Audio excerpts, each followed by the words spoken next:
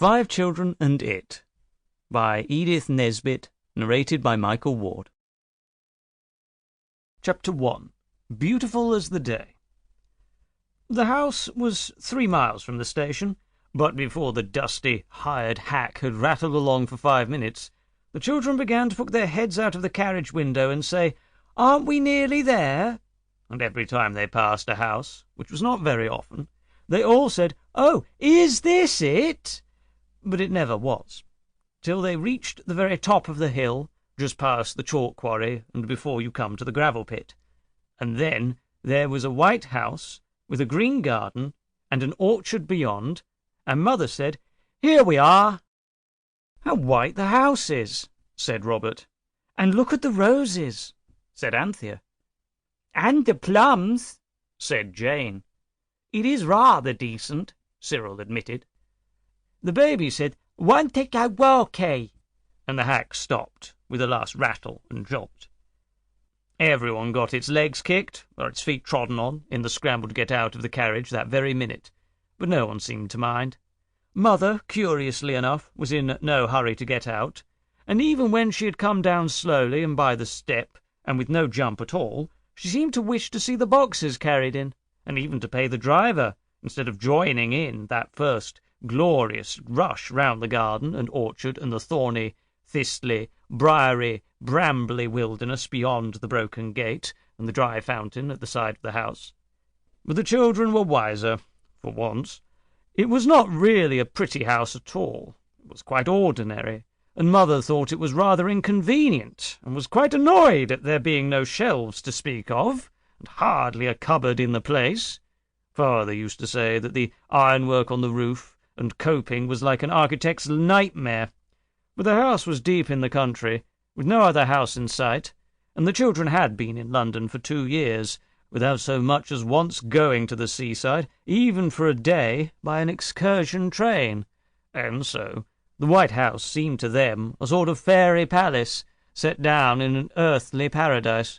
For London is like prison for children, especially if their relations are not rich.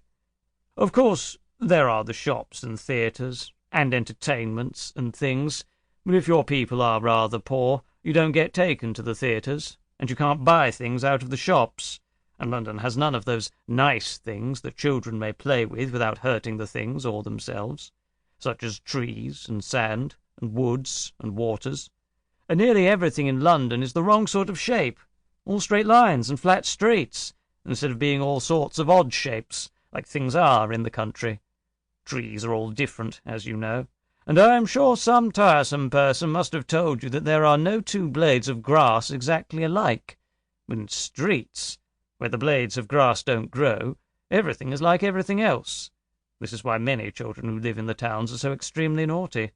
They do not know what is the matter with them, and no more do their fathers and mothers, aunts, uncles, cousins, tutors, governesses, and nurses. But I know. And so do you, now. Children in the country are naughty sometimes, too, but that is for quite different reasons. The children had explored the gardens and the outhouses thoroughly before they were caught and cleaned for tea, and they saw quite well that they were certain to be happy at the White House. They thought so from the first moment, but when they found the back of the house covered with jasmine, all in white flower, and smelling like a bottle of the most expensive perfume that is ever given for a birthday present, and when they had seen the lawn, all green and smooth, and quite different from the brown grass in the gardens at Camden Town, and when they had found the stable with a loft over it, and some old hay still left, they were almost certain, and when Robert had found the broken swing, and tumbled out of it and got a bump on his head the size of an egg, and Cyril had nipped his finger in the door of a hutch that seemed made to keep rabbits in, if you ever had any, they had no longer any doubts whatever. The best part of it all was that there were no rules about not going to places and not doing things. In London almost everything is labelled "you mustn't touch," and though the label is invisible, it's just as bad, because you know it's there, or if you don't, you very soon get told. The White House was on the edge of a hill, with a wood behind it, and the chalk quarry on one side, and the gravel pit on the other. Down at the bottom of the hill was a level plain, with queer-shaped white buildings where people burnt lime, and a big red brewery and other houses. Sample complete. Ready to continue?